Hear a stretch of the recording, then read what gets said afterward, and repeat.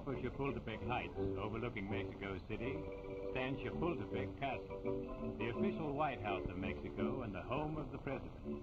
Built, decorated, and furnished by Maximilian, the last emperor of Mexico, and his consort Charlotte, the castle is filled with treasures of historic value and interest. From the castle balcony, one has a wonderful view of the city and the mountains.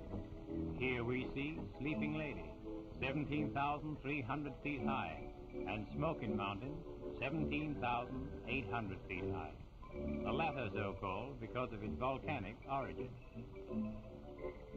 Sleeping Lady with its blanket of snow is so called because from a distance it has the appearance of a woman lying down sleeping. Often there are parades, both interesting and picturesque, impressive to visitors and a source of pride to all Mexicans. The cadets from the military academy, the West Point of Mexico, are the future army officers. The personal guard of the president is the Black Horse Troop. These horses and men are carefully selected and evenly matched, creating a fine appearance. The regular army, well equipped and properly drilled, show a confidence as to their ability and efficiency. The police department is one of the finest in the world. The men are carefully picked and extensively trained, both physically and in duties each must perform. One can see the result of such training and feel the pride these men have in their responsibilities.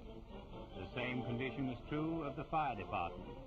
They may not look like firefighters, but don't let their snappy dress uniforms deceive you. Each man is an athlete of the highest type. And with the blowing of the siren, they are on their way with the finest modern equipment to face the hazards of fire and to save human lives and property. On the Plaza de la Constitucion is the National Palace, containing the government offices, Senate chamber, and museum. Here hangs the Liberty Bell, first rung by the priest Hidalgo the night of September 16, 1810, calling the people to revolt for independence. It is rung now each anniversary at midnight by the president.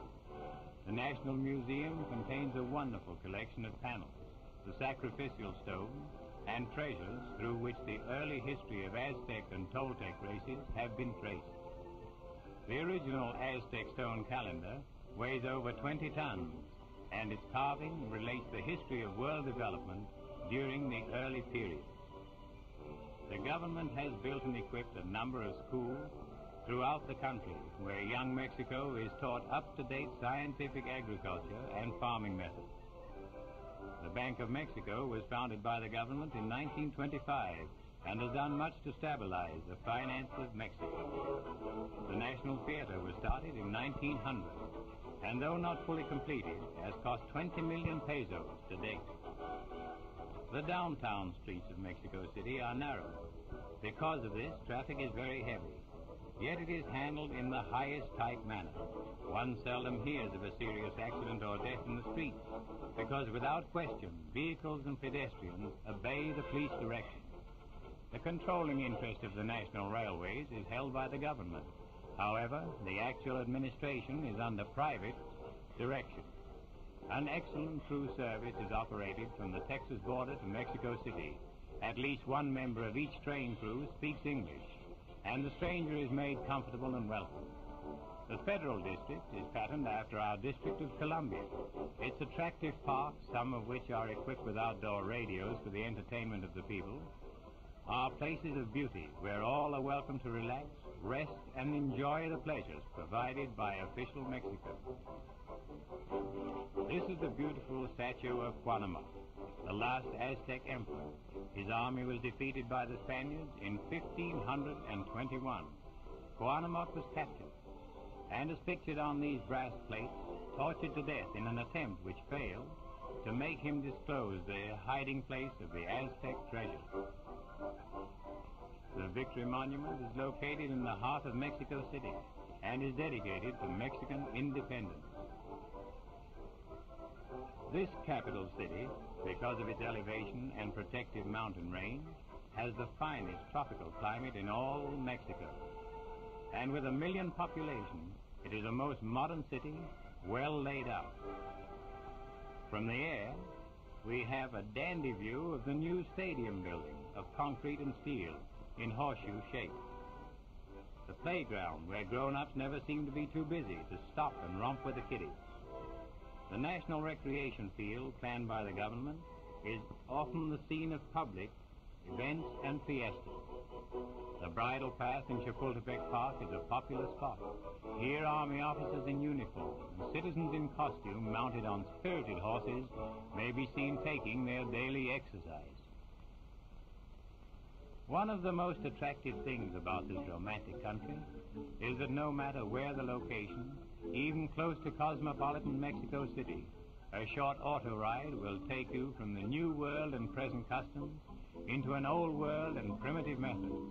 Here, just outside of official Mexico, we see an important activity of the native Indians, Wash Day, which is every day. The method used is the same as recorded back in biblical days. The results, if compared to that of the automatic washing machine, so common in our homes, would amaze the American housewife. Contrary to natural belief, the pounding of the clothes on rocks does not damage them, and when laid out on the ground to be aired and sun-dried, they are as clean and white as driven snow. Water, one of the most important necessities of life, is secured from this picturesque stream, and in earthen jars which are made by the Indians, carried to the home. This seems to be mostly the duty of the lady of the house. Well, it is. These Indians are unusually friendly. With a tired and hungry stranger, they will not only share their bed and food, but will give their last bit of food, go hungry themselves, and sleep on the ground so that their guests may rest better. Surely this is a hospitality seldom extended anywhere else in the world. We would like to spend more time with these friendly people, but we must hurry along. The old monastery, built in 1606, a restful spot, symbolic of peace and quiet, which we pass on our way to other points beyond the Rio Grande.